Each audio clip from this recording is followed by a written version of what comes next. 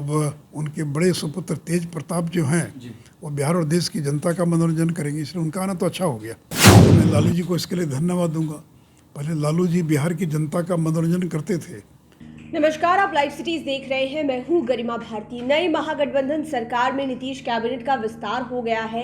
आज 31 मंत्रियों ने शपथ ले ली है और हमने आपको वीडियोस में बताया भी कि किसे कौन सा मंत्रालय मिला है, कौन से पद की जिम्मेदारी मिली है। लेकिन आपको पता है कि राजद की तरफ से तेज प्रताप यादव को वन एवं पर्यावरण विभाग की जिम्मेदारी दी गई है, जिसके बाद अब तेज प्रताप यादव और आरजेडी के प्रबल विरोधी माने जाने वाले सुशील मोदी ने बड़ा बयान दे दिया है। सुशील मोदी को तो आप जानते ही हैं कि लालू परिवार पर हमेशा हमलावर रहते हैं।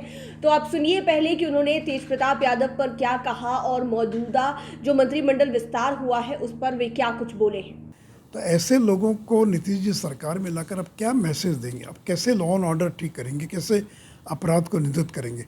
और इन चेहरों को मंत्री परिषद में देखकर न तो कोई पूंजी निवेश करने आएगा, न कोई उद्योग लगाने आएगा।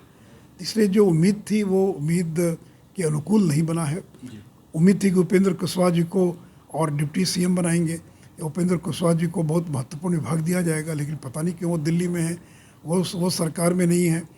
और तेजस्वी यादव को वित्त विभाग नहीं दिया गया, जबकि जो फाइनेंस डिपार्टमेंट होता है, जब होम अगर एक के पास है तो फाइनेंस होगा दूसरे के पास, तो वित्त विभाग दिया जाना चाहिए था, इतना महत्वपूर्ण विभाग था।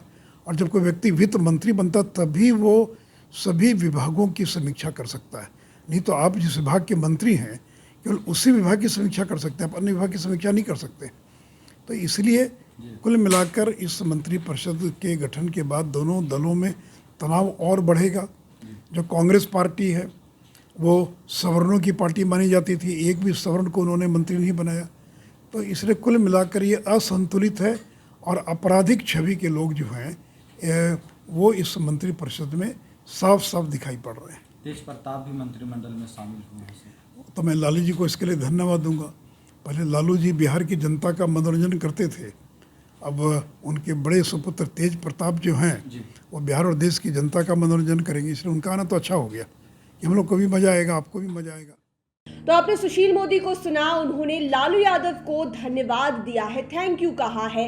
वो क्यों कहा आपने उनकी बातों में सुना भी। उन्होंने कहा कि पहले लालू यादव लोगों का मनोरंजन किया करते थे, लेकिन अब मैं उनका धन्यवाद देता हूं क्योंकि उन्होंने ये जिम्मेदारी अपने बड़े सुपुत्र तेज प्रताप यादव को सौंप दी है। वो अब बिहार और देश की जनता का मनोरंजन करेंगे। ये बहुत तीखी टिप्पणी कर दी है सुशील मोदी ने तेज प्रताप यादव के ऊपर। इससे पहले भी आप देखते होंगे कि लालू परिवार से हमेशा भिड़ंत होती रहती है सुशील मोदी की, चाहे वो लालू प्रसाद यादव की बिटिया रोहिणी आचार्य हो, इन दोनों में हमेशा ट्वीटवार होता ही रहता है। कभी कभी मामला और ज़्यादा भी बिगड़ जाता है और लालू यादव, राबड़ी देवी, इसके अलावा तेजस्वी और तेज प्रताप पर सुशील मोदी का गुस्सा जो है वो हमेशा भड़कता हुआ दिखाई देता है।